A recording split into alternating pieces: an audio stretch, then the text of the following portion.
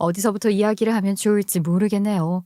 겉과 속이 다른 사람들을 요즘은 수박이라고 부른다고 한다면서요? 그 말 딱 우리 남편에게 어울리는 말이 아닐까 싶습니다. 우리 남편은 결혼 전의 모습과 후의 모습이 너무나도 다른 사람이었거든요. 결혼 전에는 정말 하늘의 별이라도 따다줄 것처럼 저에게 지극정성으로 굴었던 사람이었는데 결혼을 하고 나니까 별은커녕 제 생일조차 제대로 챙겨주지 않는 사람이 되어버렸어요. 180도 달라진 모습에 저는 혀를 내둘러야 했지요. 결혼 후에는 제가 본인이 잡은 물고기라는 확인이 들었는지 뭔지 점점 저에 대한 관심을 끊기 시작했거든요. 처음에는 사랑만 주던 사람이 어느 순간부터는 사랑은커녕 저에게 잔소리만 내뱉더라고요. 물론 영원한 사랑은 없다고 하지만 이렇게나 남편의 모습이 바뀌어 버릴 줄은 꿈에도 몰랐습니다. 제가 아이를 낳은 뒤로는 더욱더 심해졌고요. 아니, 출산을 한 게 언젠데 아직까지도 임신했을 때 찐살이 그대로 붙어 있어. 이것 봐, 이거. 아휴, 도대체 남들은 살만 다들 잘 뺀다고 하는데 당신은 왜 아직도 이렇게 뒤룩뒤룩한 상태냐 이거야. 내가 집에만 들어오면 이 당신의 몸집에 숨이 막힐 것 같다니까. 살이나 좀 빼. 제가 아이를 낳고 나서 살이 참 많이 쪘거든요. 다들 출산을 한번 해보셨다면 제 말이 무슨 말인지 아실 거예요. 임신을 하면 몸무게가 꽤 많이 늘어나게 되잖아요. 게다가 요즘처럼 산모들도 관리를 하는 시대가 아니라 임신을 했으니 먹고 싶은 거 다 먹고 살아라 하던 시대였으니까요. 당연히 주위에서 먹을 것을 떠먹여 주시는데 아이 생각만 하면서 대책 없이 먹다 보니까 살이 20kg 넘게 찌게 되었어요. 첫 임신이다 보니까 당연히 저는 출산 후에 이 살들이 전부 쫙 빠지게 될 것이라고 믿었어요. 근데 아이를 낳아도 살은 빠지지 않더라고요. 그때 느낀 배신감은 정말 말로 다 설명할 수가 없네요. 출산하면 다 빠진다고 하더니만 아이 무게, 양수 무게만 쏙 빠진 거 있죠? 걱정하지 마라. 모유수유만 하면 살 다 빠진다니까. 애 키우다 보면 힘들어서 다 쭉쭉 빠지게 되어 있어. 그리고 지금 얼마나 복슬복슬해서 이쁜데 그래. 자고로 여자는 몸치가 조금 있고 통통해야 복이 들어오는 법이야. 나는 우리 며느리 살쪄서 이쁘기만 하고만. 에휴, 우리 아들 저것이 보는 눈이 없어서 그래. 모유수유만 하면 살이 쫙 빠질 거라던 우리 시어머니의 말과 달리 저는 모유수유도 제대로 하지 못했어요. 우리 아이가 황달기가 있어서 모유수유를 하면 안 된다고 하더라고요. 육아지옥이라는 말이 딱 어울리게 하루 종일 우는 아이를 달래야지 하루가 24시간인지 48시간인지도 모르게 지나가기 시작했어요. 집에서 하루 종일 아이를 돌보느라 운동도 못했어요. 피곤하니까 애가 잘 때 같이 쪽잠을 자는 생활에 익숙해졌죠. 살이 빠지기는커녕 점점 불규칙한 일상에 적응을 한 탓인지 살이 불어나기만 했어요. 그 와중에 바로 둘째까지 연달아 임신을 하게 되면서 날씬했던 제 몸매는 사라지고 두툼한 몸집을 가진 돼지 한 마리만 존재하게 되었죠. 우리 남편이 점점 눈살을 찌푸리며 저를 바라보는데 자존감이 팍팍 내려가더라고요. 아, 진짜 심각하다. 아니, 어떻게 몸이 이 지경이 될 때까지 아무것도 안 하고 그럴 수가 있어. 처음에는 그래도 예뻤는데 점점 머리도 안 감고 언제 씻고 안 씻었냐? 어휴, 진짜 애 가져서 살이 쪘다고 해도 너처럼 찐 사람들도 드물 거다. 몸무게 거의 2배 된 거 아니야? 그렇게 먹고 또 먹을 게 입에 들어가는 너도 진짜 대단하다. 그만 좀 해. 나라고 이렇게 살찌고 싶어서 쪘겠어? 내가 뭐 많이 먹어서 찐 것도 아니고 애 낳고 붓기도 안 빠지고 임신했을 때 찐 살을 뺄 시간도 없고 하니까 그렇지. 그거 핑계야, 핑계. 연예인들도 살 엄청 쪘다가 한 번에 쏙 빼는 거 못 봤어? 노력하면 안 되는 게 어딨어. 사람이 말이야 게으르게 안주하고 이 정도면 괜찮지 뭐 하니까 그 모양인 거야. 걔네는 몇백만 원, 몇천만 원 써가면서 운동하고 관리하고 하니까 살이 그렇게 쏙 빠지지. 나도 그럼 도우미 아줌마 쓰게 해주고 운동 다닐 수 있게 돈을 줘봐. 나라고 그 돈 쏟아부으면 못 빼겠어? 정말 하나하나 트집 잡아대는데 내가 받는 스트레스는 생각도 안 하는 거야? 스트레스는 무슨. 집에서 하루 종일 애 키운답시고 놀고 먹으면서 그 받을 스트레스가 뭐가 있다고 그래. 나처럼 네가 밖에 나가서 일을 하는 것도 아니고 나가서 돈 벌어봐라. 몸매 관리한다고 몇천만 원 쏟아붓겠다는 말이 나오나. 저 아주 편안하게 생활하니까 말이면 다 뱉으면 그만인 줄 알지. 남편은 입만 열면 잔소리를 하지. 저는 가뜩이나 애 둘 키우느라 죽을 맛인데 남편 때문에 더 스트레스를 받지. 우리 부부 대화가 사라지게 되었어요. 어차피 눈만 마주치면 서로 으르렁거리기 바쁘고 서로 비난하기 바쁘니 입 아프게 논쟁조차 하지 말자 이런 의미였지요. 전 점점 궁지에 몰린 사람처럼 살기 시작했어요. 그 누구에게도 이런 저의 마음을 털어놓지 못했거든요.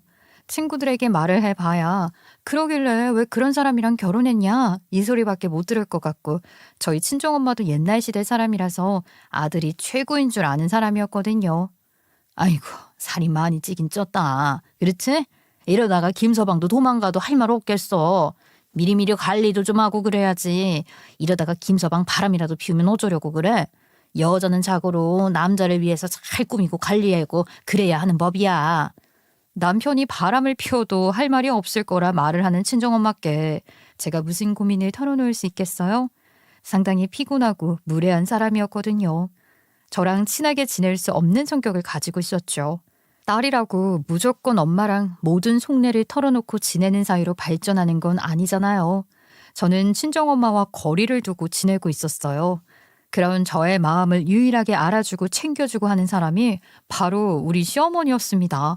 오로지 우리 시어머니만 제 옆에 딱 붙어 계셨죠.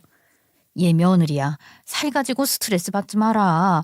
운동할 시간이 생기면 그때 천천히 해도 돼. 잘 먹어야 애도 잘 키우는 법이다. 어미가 힘이 있어야 아이도 그 힘을 받지. 애가 기어다니고 걸어다니기 시작하면 점점 더 힘에 붙일 텐데 지금 잘 먹어야 해. 나중에 애 다 키우고 건강하게 운동해서 빼라. 알겠지?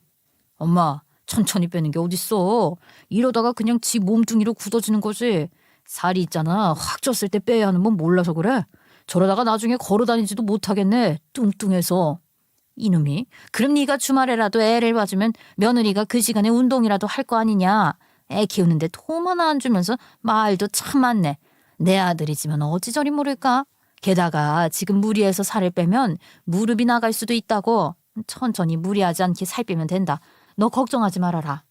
시어머니께서는 제 기분을 살펴주시면서 제 편을 들어주셨고 남편은 시어머니가 제 편을 들어주면 궁시렁거리면서 잔소리를 멈췄어요. 시어머니가 얼마나 든든하던지 우리 친정엄마보다 시어머니가 더 엄마같이 느껴지곤 했었다니까요. 솔직히 시어머니만 아니었으면 매일같이 잔소리를 늘어놓는 남편과는 진지게 갈라서고 싶다는 생각을 했을 것 같아요. 남편과 결혼을 시작한 지 3년 차가 되었을 때 우리 남편은 정말 사람의 피를 이렇게 말릴 수 있나 싶을 정도로 피곤하게 만들었어요. 아이들이 걸어다니고 하니까 아무래도 집을 시도 때도 없이 난장판으로 만드는 일이 많았거든요.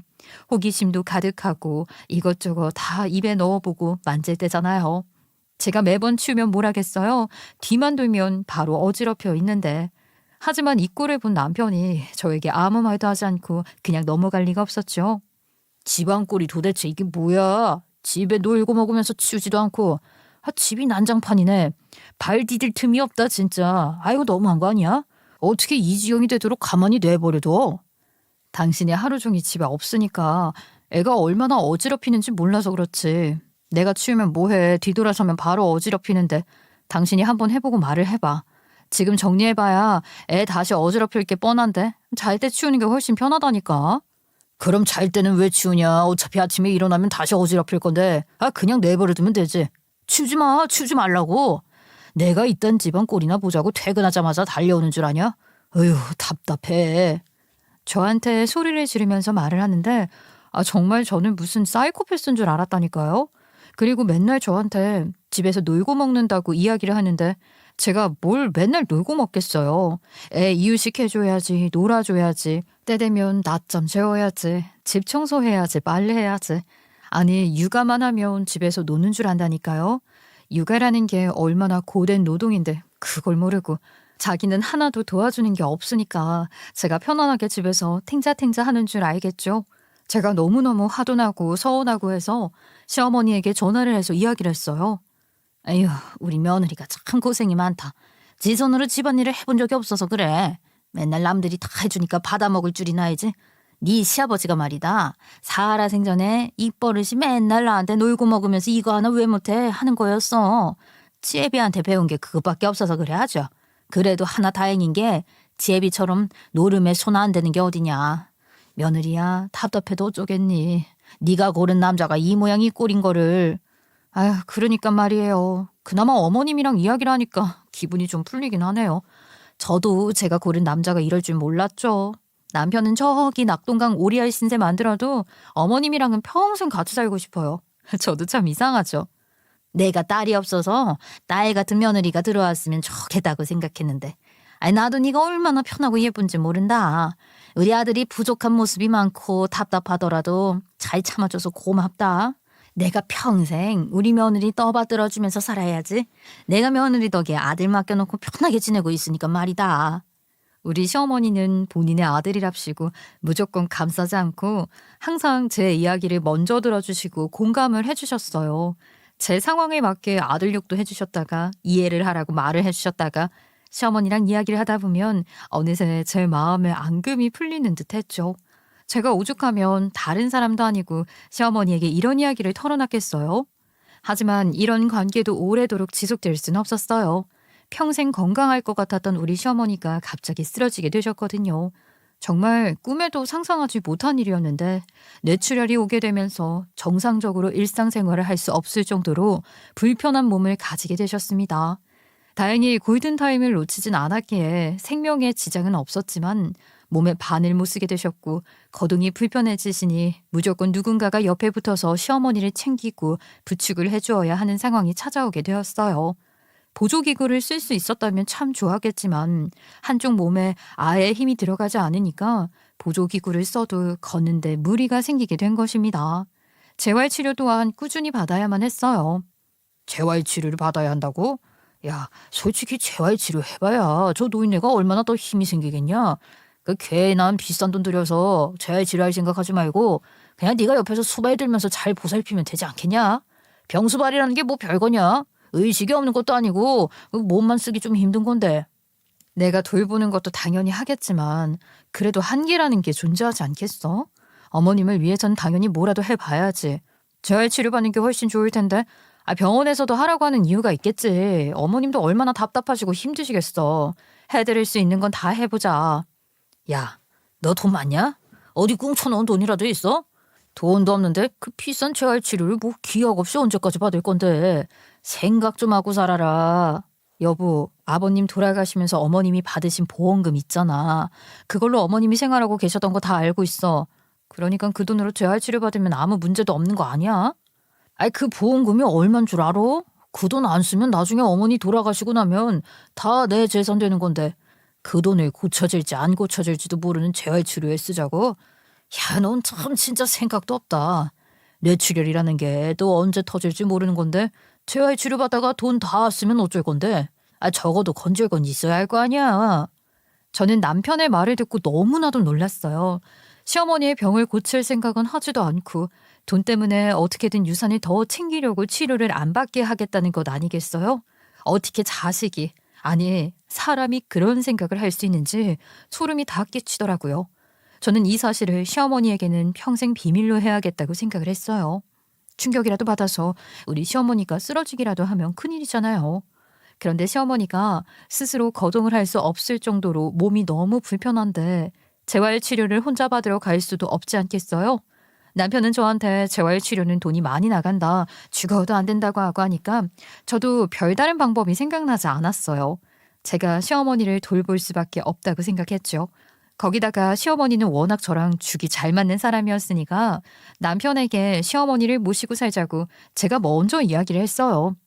어머님 재활치료도 안 된다고 하는 마당에 내가 나서서 도와드리기라도 해야 할 거 아니야. 어머님은 다 늙어서 짐 되고 싶지 않다고 합가하기 싫다고 하셨지만 내 마음은 달라.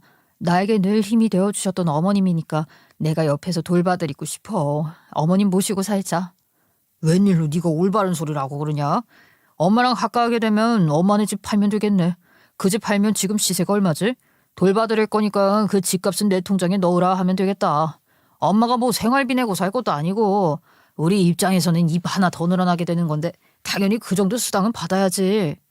남편이 계산기를 열심히 두드리는데 제가 진짜 저런 인간이랑 결혼을 한 게 맞나 싶은 생각도 들고 어떻게 자기를 낳아준 부모를 저렇게 돈으로만 생각하나 싶고 마음이 좀 그렇더라고요. 아니 그냥 인간으로 느껴지지가 않았어요. 아무튼 우여곡절 끝에 시어머니와 합가 생활을 시작하게 되었죠. 우리 시어머니는 짐이 별로 없었어요. 시부가 일찌감치 돌아가셨기 때문에 시어머니 혼자서 생활을 하신 지 꽤 오래되었거든요. 본인에게 필요한 물건 이외에는 집안 살림을 늘릴 필요가 없다고 생각을 하셨던 건지 수저와 늘 덮고 주무시는 이불, 옷까지 몇 개? 이런 게 전부더라고요. 그걸 보면서도 마음이 조금 아팠죠. 아들이랍시고 딱 하나 있는데 그동안 시어머니 살림 하나 안 살펴준 건가 싶어서요. 엄마, 집 한도는 내가 관리할게. 아니, 솔직히 나중에 무슨 일이 어떻게 생길지도 모르는 거고. 엄마 병원비 결제도 내가 할 거니까 그 돈은 내가 챙기는 게 맞는 것 같아. 시어머니는 별소리 하지 않았지만 저는 좀 걱정이 되긴 했어요. 솔직히 남편이 그 돈으로 무슨 짓을 할지도 모르는 거고 본인의 사치를 위한 비용으로 다 쓸 것이라는 생각이 아주 조금은 들었거든요. 물론 남편이 그럴 거라는 확신이 있었던 것은 아니었지만 적어도 지금의 제 남편을 믿을 수는 없었으니까요. 그래봐야 시어머니가 살던 집이 정말 낡은 단층 주택에다가 땅도 작아서 3억 정도밖에 건지지 못한 집이긴 했지만 저는 적어도 그 돈을 남편이 말한 대로 시어머니 병원비에 보탤 거라 생각을 했죠. 아니면 뭐 저희 아이들을 위해 쓸 것이라고 믿고 있었어요. 하지만 남편 놈은 제 상상을 초월하는 놈이었습니다. 나도 남들처럼 회사 그만두고 사업이나 한번 시작해볼까? 이 돈이면 사업 자금으로 쓰기 괜찮을 것 같은데. 구체적으로 뭘 하겠다는 건 아닌데 사업하다 보면 돈도 회사 다니는 것보다 훨씬 많이 벌릴 것 같고 말이야. 요즘은 또 블루오션이잖냐. 나 같은 사람이 사업을 해야 한다니까. 무슨 소리를 하는 거야? 그거 어머님 집 한 돈이잖아. 어머님 병원비로 쓰겠다고 해놓고 갑자기 그 돈으로 뭐 사업을 하겠다고? 뭘 할지 생각도 안 해봤으면서 다짜고짜 회사 그만두겠다는 소리부터 하면 어떡해. 3억이라는 돈이 그렇게 큰 돈도 아니고 다니던 회사나 잘 다니셔. 허튼 짓 하려고 하지 말고. 어디 하늘 같은 남편이 사업을 하겠다는데 허튼 짓이라는 말을 짓거리고 난리야. 우리 엄마가 말이야. 생각보다 이 현금 부자라니까. 아버지 보험금 있잖아. 우리 아버지 공사장에서 막노동하다 돌아가신 거라 산재 처리까지 받아서 보험금 몇 억은 챙겼을걸. 그것까지 생각하면 사업 기깔나게 한번 해서 오히려 우리 가족 평생 먹고 살 돈 버는 게 낫지 않아? 그 돈은 어머님이 가지고 있는 돈이잖아. 탐낼 거를 탐내라. 어머님이 나중에 무슨 일이 어떻게 생길지 모르니까 그거야말로 보험용으로 들고 계신 돈 아니겠어? 어떻게 자식이 그 돈까지 탐을 낼 수가 있냐. 어머님이 죽을 병에 걸린 것도 아니고 시술도 잘 끝나고 정기검진도 잘 받고 관리 잘하고 계시잖아. 제가 남편을 만류하면서 이야기를 하는데 남편이 불만이 가득한 얼굴로 혀를 찢찢하더라고요. 근데 그 표정이 진짜 이건 뭐 시어머니 보고 빨리 죽지 왜 오래 살아서 자식 고생을 시키냐 하는 눈빛인 거예요. 전 남편이 점점 더 이상한 사람으로 변하는 것 같아서 무섭기까지 했어요. 아무리 개차반 같은 놈이라도 본인의 부모가 아픈데 저렇게 행동할 수 있나 싶었죠. 엄마, 언제까지 아버지 보험금 그렇게 치마 속에 꽁꽁 감춰두고 있을 건데요. 매달 쓰는 돈 확인해보니까 얼마 되지도 않더구먼.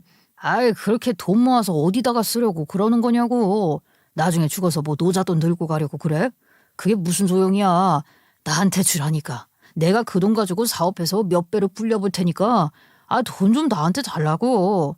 아들이 말이야 인생 한번 잘 살아보겠다는데 왜 그렇게 못 믿어하고 그래? 엄마 그러다가 나 잘 되면 찬밥 신세 지내고 몰라서 그래? 내가 고양이에게 생선을 맡기지. 네 아버지도 말이다. 사업하겠다고 그 난리를 치다가 돈 다 잃고 빚까지 지고 결국 공사장 막노동 일하다가 사고당해서 하늘 날아간 거 모르냐? 어? 너는 네 애비한테 배운 것도 없어. 사업은 무슨 사업이야.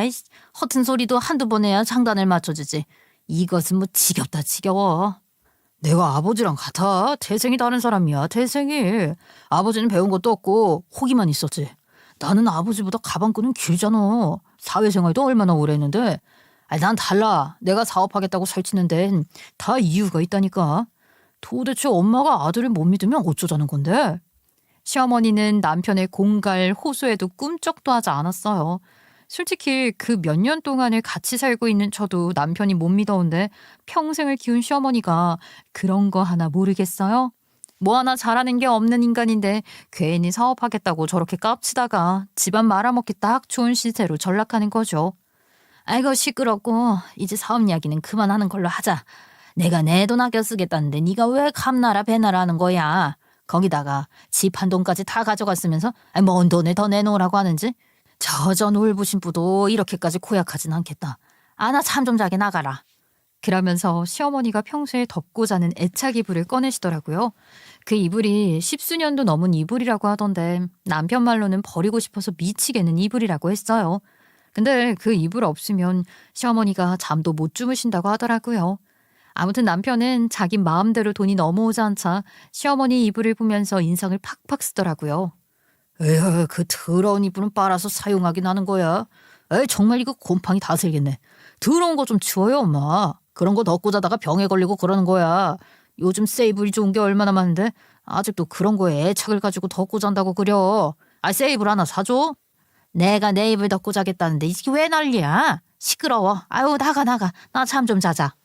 시어머니가 평소에 얼마나 애착을 가지고 있는 물건인지 알면서 일부러 삔또가 상해가지고 버리네 마네 하는 철없는 남편을 보면서 한심하기 짝이 없더라고요. 그렇게 몸이 불편한 시어머니의 시중을 들면서 같이 산 지가 3년 차가 넘었을 때 정말 일어나지 않았으면 하는 일이 또 한 번 일어나게 되었어요. 우리 시어머니가 다시 한번 쓰러지게 된 것이었죠. 결국 이번에는 의식이 오락가락한 상태까지 이르러서 병원에 입원을 하게 되었습니다. 뇌출혈이 일어나고 시간이 꽤 지체가 되어서 의식 자체가 있다 없다 하시는 상태입니다. 일단 지금 당장 퇴원은 무리가 있고요. 호흡기 쪽으로도 문제가 생긴 것 같아서 산소 농도를 맞추기 위해 호흡기를 달고 지내셔야 합니다. 산소가 전해지는 농도에 따라서 의사가 뭐라고 설명을 하는데 전혀 귀에 들어오지 않더라고요. 당장 퇴원이 불가능하다, 의식이 왔다 갔다 하는 상태다 하는 말만 귀에 들어왔어요. 사람이 쓰러지는 게 정말 하루아침에 일어나는 일이구나 싶더라고요.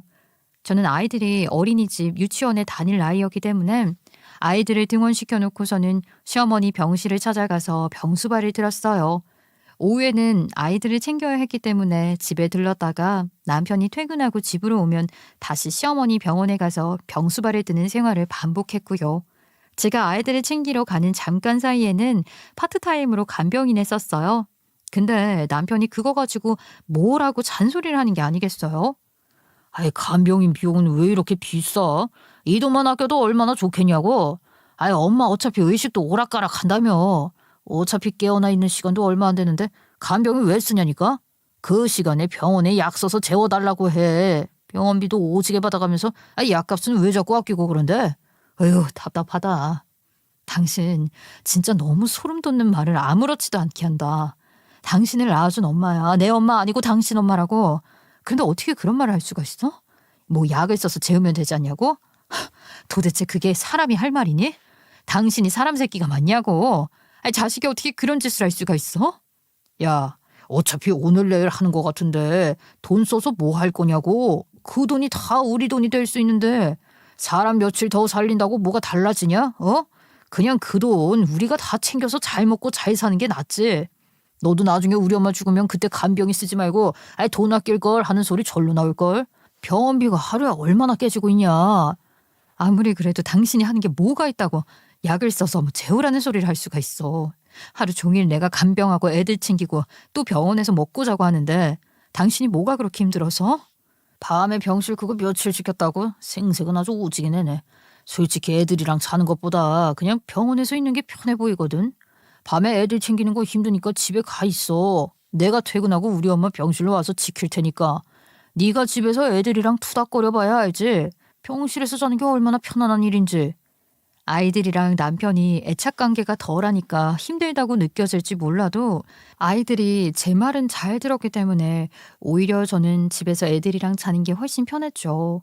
저도 매일 밤 시어머니 옆에서 간이 침대 신세하는 거 피곤하고 힘들긴 했으니까 알겠다고 했어요. 그렇게 3주 정도를 편안하게 애들이랑 자면서 책도 읽어주고 미뤄두었던 시간들을 보냈어요. 근데 병원에서 갑자기 전화가 온 거예요. 시어머니가 발작을 일으켰으니까 보호자분은 병원으로 빨리 오라고요. 네? 저희 남편이 거기 있을 텐데요. 지금 잠깐 화장실에 갔을 수도 있어요. 제가 남편한테 전화해 볼게요. 무슨 소리를 하시는 거예요? 보호자가 여기 없으니까 제가 전화를 드렸죠. 지금 환자분 발작이 조금 위급한 상황 같거든요. 빨리 병원으로 오시는 게 좋을 것 같아요. 간호사가 황급히 전화를 끊자마자 저는 바로 남편에게로 전화를 걸었어요. 그때가 밤 11시였는데 이 인간이 도대체 어디가 있길래 시어머니 병실에 혼자 두고 사라졌나 싶더라고요. 남편이 마치 자다 깬 목소리를 내는 것처럼 여보세요? 하고 전화를 받더라고요. 당신 지금 어디야? 어디에 있길래 간호사가 나한테 전화를 걸어서 당장 병원으로 오라고 하냐고. 어디야? 아이 생사람을 자꾸 그래. 어디긴 어디야. 병원이지. 내 잠깐 화장실 간 사이에 찾아다 보네. 아우 내가 간호사랑 얘기 잘할 테니까 잠이나 자. 어머님 지금 발작 일으켰대. 근데 보호자를 아무리 찾아도 없대. 솔직하게 말해봐 지금 어디에 있냐고. 어머님 병실에 있는 거 아니지? 위급하다는데 당신 어디서 뭐해? 그러니까 남편이 갑자기 아무 말도 없이 전화를 뚝 끊어버리는 거예요. 저는 답답함에 눈물까지 나올 것 같았어요. 일단 옆집을 찾아가서 늦은 시간에 죄송하다고 사정이 급해서 아이들 좀 맡기겠다고 말을 하고서는 어머님이 계신 병원으로 달려갔죠. 그나마 옆집이랑 평소에 인사도 하고 친하게 지내서 다행이지 아니었으면 아이들 데리고 그 시간에 병원까지 가야 할 뻔했죠. 아무튼 병원 가니까 시어머니는 이미 응급처치하러 이동을 해서 빈 병실만 남겨져 있더라고요. 저는 병원 간이 침대에 앉아서 의사를 기다리고 있었는데 그로부터 한 30분 더 지나니까 남편이 왔는데 술 냄새가 나더라고요. 당신 정말 제정신이니? 술 냄새? 아니 어떻게 어머님 병실이나 좀 지키라고 했더니 술을 마시러 나갈 수가 있어. 해도 너무한 거 아니야? 아 정말 내가 내 마음대로 술도 한 잔 못 마셔? 아 나도 한 잔은 마실 수 있는 거 아니냐고. 내가 뭐 맨날 술 마시러 돌아다니냐? 어? 내가 간병한다고 했잖아. 밤에 무슨 일이 생길지도 모르는데 그렇게 안일하게 행동하면 안 되는 거 아니야? 당신이 직접 간병하겠다고 하더니 이게 무슨 꼴이냐고. 네가 맨날 밤에 병실에 있으니까 내가 애들 챙겨야 해서 술 마실 시간도 없었잖아. 애들만 집에 똘렁 내버려두고 나 혼자 술이라도 마시러 나가? 어? 적반하장으로 굴더니만 술이 안 깨는 것인지 세수를 좀 하고 오겠다고 외투를 벗어두고 나가더라고요. 근데 남편이 나간 지 얼마 되지 않아서 외투 주머니에서 전화벨이 울리더라고요.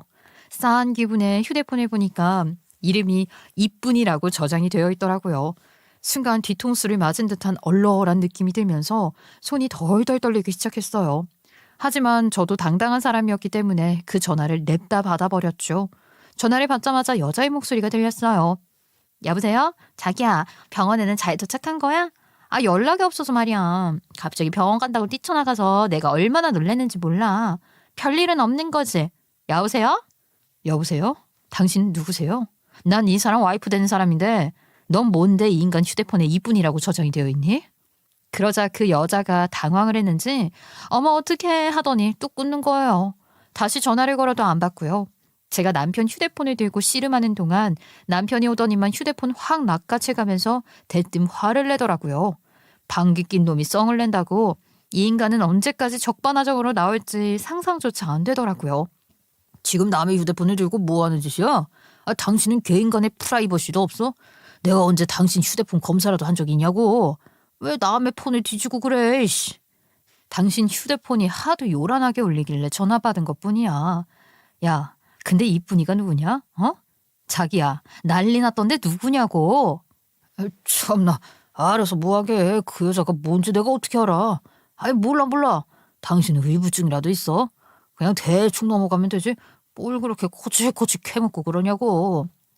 이 쓰레기 같은 놈아. 이제는 하다하다 바람까지 피우니?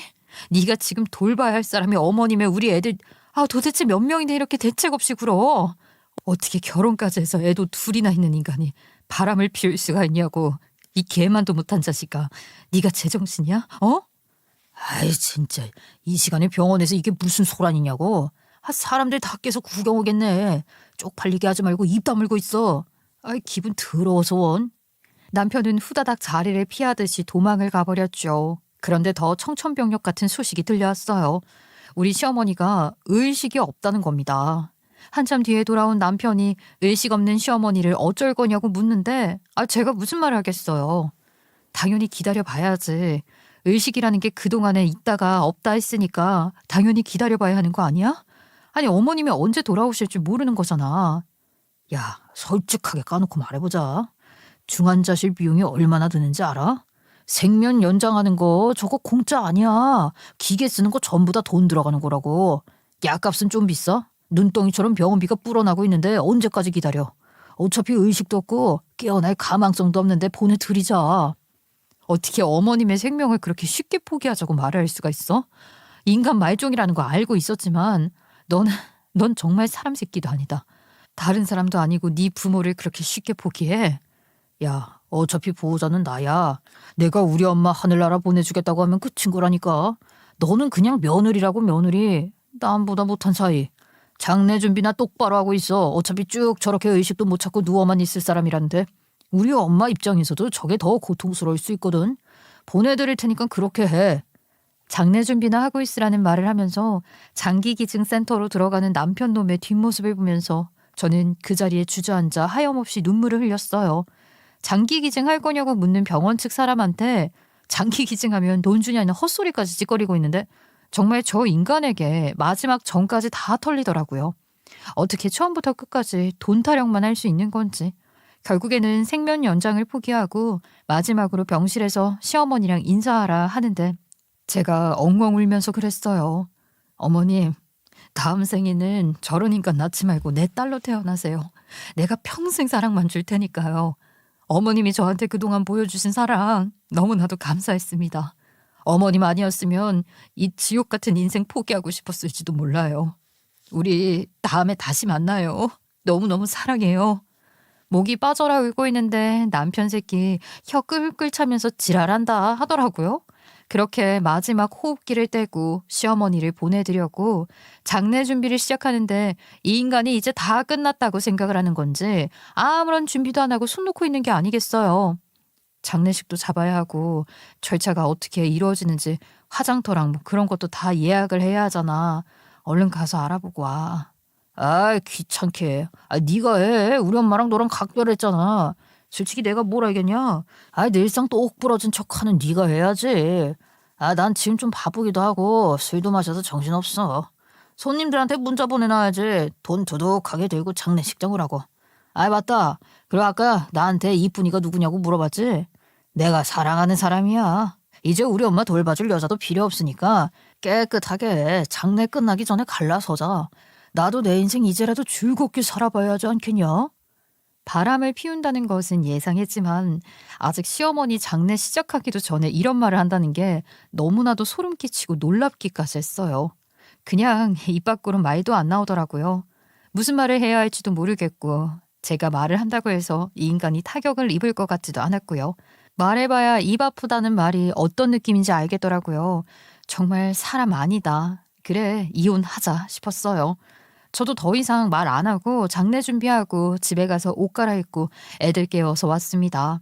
남편 새끼도 어디서 상복을 빌려왔는지 옷 갈아입고 오더니만 저에게 서류 한 장 꺼내서 주더라고요. 갑자기 무슨 서류인가 하고 보니까 이혼 서류더라고요. 정말 기가 막혀서. 애들까지 다 데리고 왔는데 저한테 말 한마디 없이 이혼 서류를 내미는 게 황당하지 않겠어요? 웃기게도 미리 준비해놓고 있었나 봐요. 언제 이런 일이 생길지 모르니까 일부러 준비를 해두고 있었던 거죠. 진짜 준비성 하나는 기가 막히다는 생각을 했어요. 우리 엄마 장례식 끝나기 전까지 이혼 도장 찍자고. 나는 너랑 더 이상 살 이유가 없는 것 같다. 나도 내가 사랑하는 사람이랑 앞으로의 인생 잘 꾸려보련다고. 솔직히 너도 나한테 뭐 사랑 같은 감정 느끼는 거 아니잖아. 그동안 나도 네 덕에 편하게 지냈다는 거 부정은 안 할게. 우리 엄마 병수발 들어준 건 나도 고맙게 생각하는데 이제는 그럴 필요 없고 우리가 이렇게 서로 이빨 드러내면서 으르렁거리면서 살 필요도 없는 거잖아. 진짜 기가 막혀서. 그래, 나도 너 같은 인간이랑 더 이상 살고 싶지 않다. 그동안 어머님이 나한테 보내주신 특별한 정 때문에 너랑도 부대끼며 살았지? 그거 아니었으면 징직에 이혼했을 거야. 너 같은 인간 말종이랑 구제불능이랑 살고 싶지 않아. 그래, 이혼해. 잘 생각했다. 서로 이게 많은 거라니까.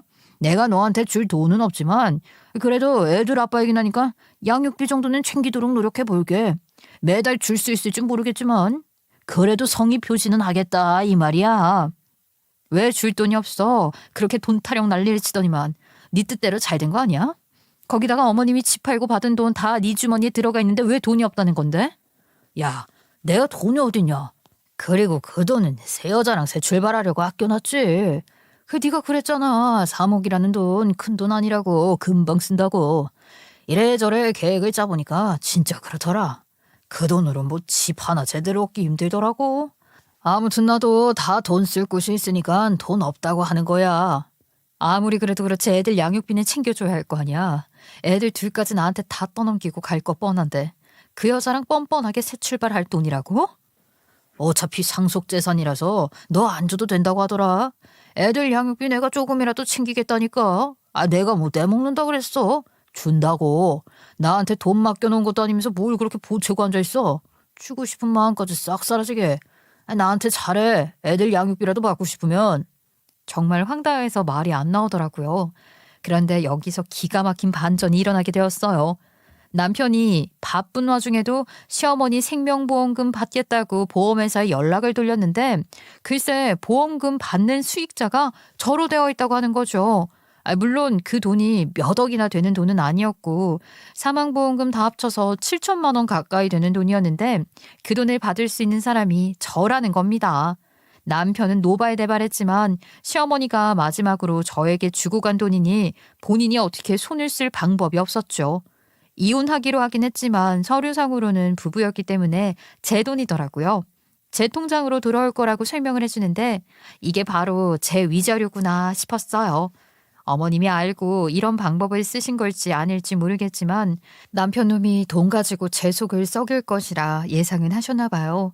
마지막까지 저에게 큰 선물을 주시고 간 시어머니를 생각하니 눈물이 계속해서 흘러내렸어요. 그렇게 장례 마지막 날이 되었고 아침 일찍부터 장지로 이동해서 화장을 해야 하는데 저한테 전화가 한 통 걸려오더라고요. 안녕하세요. 김말숙님 며느님이시죠?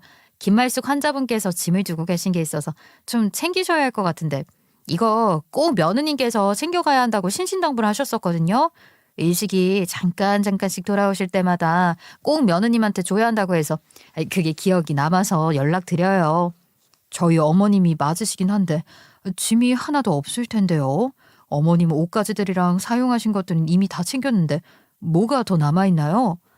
네네, 이불이 남아있어요. 이불이 있어야지만 편히 주무실 수 있다고 검사받을 때도 꼭 들고 다니셨었거든요. 아마 병실에 남아있던 게 아니라 이동하는 침대에 있어서 챙기지 못하셨나 봐요. 병실을 지금 비워야 해서 간호사실에 일단 두고 있을 테니까 와서 찾아가세요. 생각해보니까 어머님이 병실에서 지내시는 동안 잠을 통 못 주무시길래 애착 이불을 가져다 드렸었던 게 기억이 나더라고요. 어머님이 조금이라도 편안하게 지내실 수 있길 바라는 마음에 가져다 드렸던 것인데 간호사에게 저한테 주라고 했다는 게 참 마음에 남더라고요. 남편놈한테 줘봐야 버릴 게 뻔하니까 그나마 저를 믿고 챙겨달라고 하셨던 것이겠죠. 제가 간호사 스테이션에 가서 이불을 챙겨서 내려오니 남편이 혀를 끌끌 찼어요. 그 더러운 걸 왜 안 버리고 들고 와? 엄마가 소중하게 생각하는 거니까 같이 태워버리던가. 아니다. 그거 태우면 매연만 엄청나게 나는 거 아니야? 그냥 네가 들고 가라. 너 우리 엄마 좋아했으니까 추억할 물건 하나쯤은 가지고 있어도 괜찮겠지. 그거 병 안 걸리게 조심하고. 처음에는 저도 화장할 때 같이 태울까 고민을 했는데 시어머니가 저에게 꼭 주라고 한 것에는 이유가 있겠지 싶어서 제가 챙기기로 했어요. 저도 시어머니에 대한 추억 하나쯤은 가지고 있고 싶었거든요. 내 친엄마는 아니었지만 친정엄마보다 더 마음 같았던 시어머니를 추억하고 싶다는 마음이 굴뚝같이 있었죠. 시어머니의 애착 이불을 잘 챙겨서 모든 장례를 마치고 집으로 돌아왔어요. 집에 같이 돌아온 남편은 뭐가 그리 급한지 저에게 짐부터 싸라고 하더라고요. 이혼 서류에 합의하에 도장 찍은 거 맞지? 이거 제출하고 나면 우리 이혼인 거야. 서로 남남이라고. 아무튼 이제 그만 애들 데리고 나가서 살았으면 좋겠는데 말이야. 지금 당장 짐을 싸서 나가라고? 아니 애들이랑 나랑 당장 어디 가서 지내라고? 우리가 집을 구할 시간은 줘야 할 거 아니야. 그리고 당장 큰 돈도 없는데 어디서 돈을 구해서 집을 얻어. 아무리 이혼할 사이라고 하지만 당신 아이들까지 있는데 너무 매몰차게 구는 거 아니야? 저가에 가서 빌부던지. 아니면 우리 엄마 보험금 받은 거 있잖아. 네가 홀라당 다 챙겨간 돈. 그 돈으로 집 하나 구해보든가. 내가 그것까지 하나하나 신경 쓰면서 뭐 이혼을 해줘야겠냐? 도대체 7천만 원으로 무슨 집을 구하라는 거야? 어? 당신 정말로 사람 새끼 아니다. 애들이 당장 길바닥에서 자게 될지도 모르는데 집을 나가라고? 그래, 내가 진짜 더러워서 나간다. 결국에는 이혼 서류를 법원에 같이 제출하고 저는 짐 싸들고 친정으로 애들 데리고 왔어요. 사정을 전부 듣게 된 저희 친정아버지는 분개해서 남편 아주 죽여버리겠다고 난리치셨고요. 우리 친정엄마는 미련하게 사니까 당한 거라고 그 와중에 또 제 탓을 하시더라고요. 친정 생활은 정말로 지옥 같았어요. 하루라도 빨리 애들 데리고 나가고 싶다는 마음만 굴뚝같이 들었거든요. 하지만 모든 일은 제 마음처럼 순탄하게 흘러가지 않았어요. 이 개떡 같은 인간이 열받게 양육비를 안 보내주는 게 아니겠어요? 저는 바로 전 남편에게 전화를 걸어서 따지고 들었죠. 당장 애들이랑 생활해야 하는데 양육비를 왜 안 주는 건데? 내가 이혼 도장까지 깔끔하게 찍어줬잖아. 새 여자랑 새 출발하겠다고 해서 그러라 했잖아. 아이 그럼 당신도 기본적인 도리는 해야지. 애들은 뭐 나 혼자 낳았니? 양육비는 내놔야 할 거 아니야? 야, 우리 엄마 보험금으로 7천만 원 생겼으면 됐지. 무슨 양육비를 바라냐? 너야말로 너무 양심이 없는 거 아니야? 아니 나한테 도대체 얼마를 뜯어가려고. 제가 참 믿지 못할 새끼를 믿으면서 미련하게 살았다 싶더라고요. 저는 취직 자리를 알아보려 애를 썼고 우리 부모님은 날이 갈수록 저에 대한 질타만 남겨놨어요.